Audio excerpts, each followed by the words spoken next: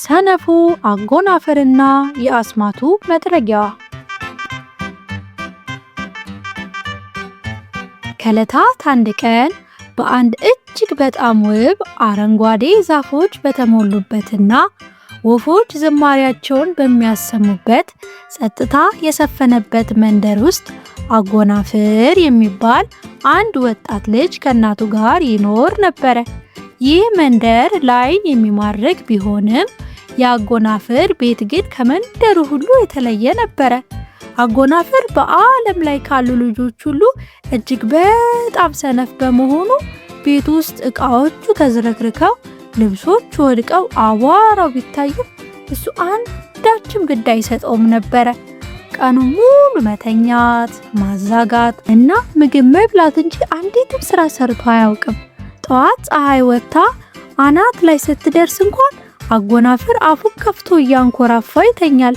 አጠገቡ ዶሮ መጦ ቢጮህ፣ ውሻ ቢጮህ ከእንቅልፉ የሚቀሰቅሰው ምድራዊ ኃይል አልነበረም።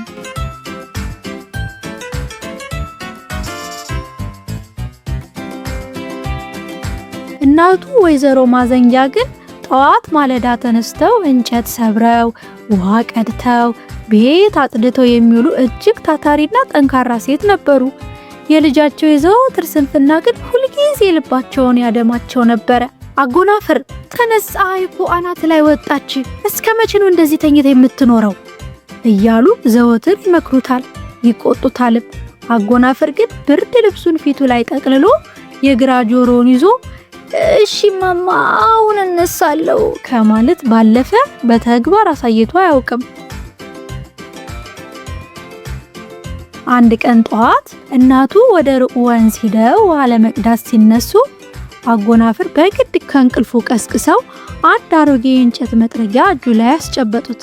ስም አጎናፍር፣ ዛሬ እኔ ከወንዝ ውሃ ቀርቼ እስከመጣ ድረስ ይህንን የተዝረከረከውን ቤት ጠርገህ ዕቃውን አስተካክለህ አቧራውን አረግፈህ እንድትጠብቀኝ፣ ይህንን ሳታደርግ ብትጠብቀኝ ግን የዛሬን እራት አትቀምሳትም ብለው አጥብቀው አስጠንቅቀውት እንስራቸውን አዝለው ወደ ወንዝ አቀኑ።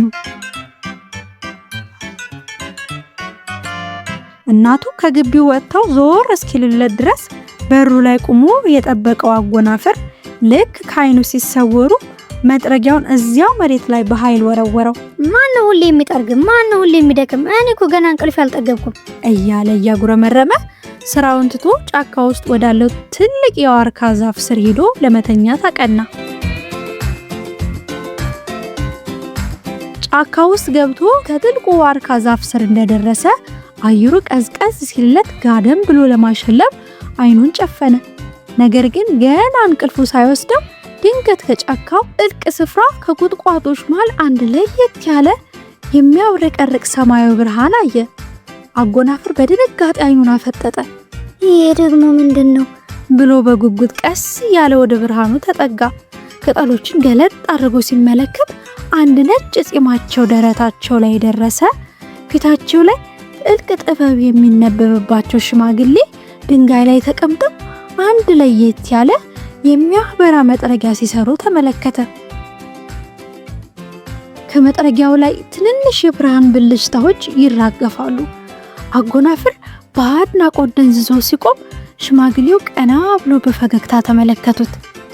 እና ወደዚህ እኔ ልጅ አሉት ሽማግሌው በእርጋታ። ስራ መስራት እንደምትጠላ አውቃለሁ። ይህ የምታየው መጥረጊያ ግን ተራ መጥረጊያ አይደለም። በራሱ አስማት አንተ ሳትደክም ሁሉንም ስራ መስራት የሚችል ድንቅ መጥረጊያ ነው አለው። አጎናፍር ይህን ሲሰማ ጆሮውን ማመን አቃተው። ሽማግሌው መጥረጊያውን ሰጡትና መጥረጊያውን የሚሰራበትን አንድ ምስጢራዊ አስማታዊ ቃል በጆሮ ሹክ አሉት። አጎናፍር በደስታ እየዘለለ ሽማግሌውን ማመስገን እንኳን ረስቶ ወደ ቤቱ በከፍተኛ ፍጥነት ሮጠ።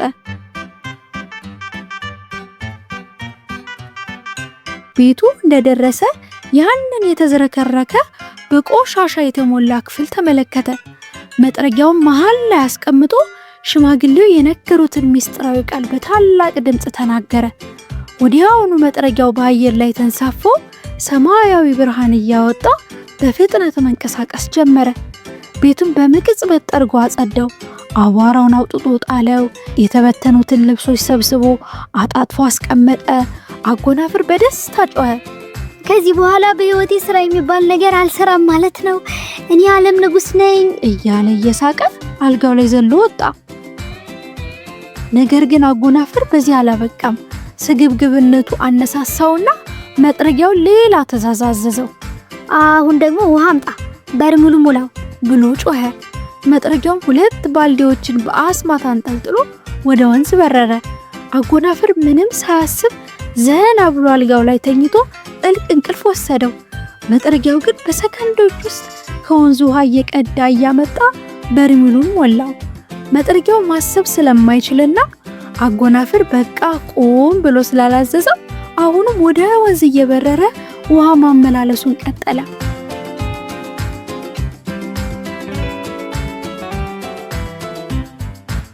ከጥቂት ሰዓታት በኋላ ቤቱ ሙሉ በሙሉ በውሃ ተጥለቅልቆ ነበረ።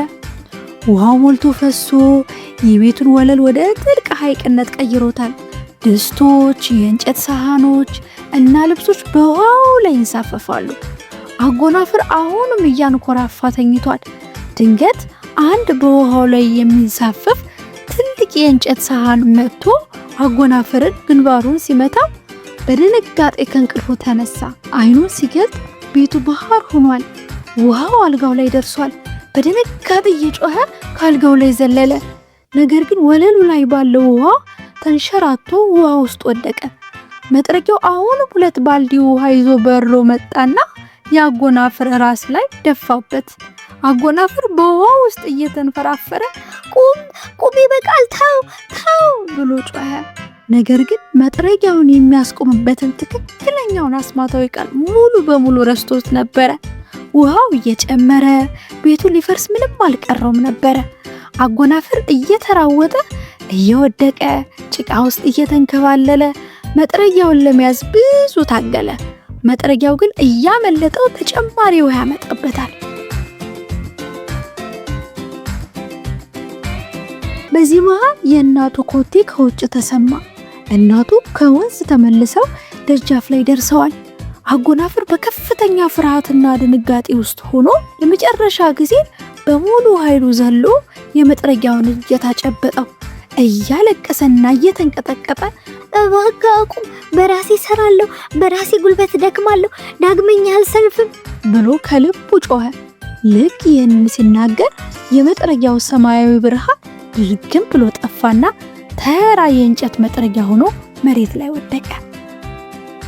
በዚህ ቅጽበት እናቱ በሩን ከፍተው ገቡ። የተመለከቱትን ማመን አቃታቸው። ቤቱ በውሃ ተሞልቷል። ዕቃዎች ይንሳፈፋሉ። ልጃቸው አጎናፍር ደግሞ ከራስ ፀጉሩ እስከ እግር ጥፍሩ በውሃ ርሶ ጭቃ በጭቃ ሆኖ መጥረጊያ አቅፎ መሃል ላይ ተንበርክኳል። እናቱ በንዴትና በመገረም አፍጥጠው ሲመለከቱት አጎናፍር ምንም ቃል ሳይተነፍስ በፍጥነት ባልዲ አንስቶ ውሃውን ከቤት ውስጥ መቅዳትና ወደ ውጭ መድፋት ጀመረ። ያን ቀን ሙሉ አጎናፍር አላረፈም ነበረ። ቤቱን አድርቆ ጭቃውን አጽድቶ ዕቃውን አጥቦ ቦታው እስከሚያስቀምጥ ድረስ ላቡ በግንባሩ እየፈሰሰ ወገው እስኪቀነጠስ ድረስ ሰራ። ሲመሽ ቤቱ ከበፊቱ በበለጠ አምሮና ጸድቶ ታየ። እናቱ የልጃቸውን ልፋት አይተው ፈገግ ብሎ አቀፉት። አጎናፍርም በዚያሽ ቀን አንድ ትልቅ የህይወት ትምህርት ተማረ። ስራን በአቋራጭና በአስማት ከመስራት ይልቅ በራስ ጉልበት ሰርቶ ማግኘት ትልቅ ክብርና ሰላም እንደሆነ ተረዳ። ከዚያሽ ቀን ጀምሮ አጎናፍር የመንደሩ ታታሪና ጠንካራ ልጅ በመሆን እናቱን እያገዘ በደስታ ኖረ ይባላል። ተረት መልሱ አፌን በዳቦ አብሱ። ለተጨማሪ ተረት ቻናላችንን ሰብስክራይብ ያድርጉ። ቻው ልጆች።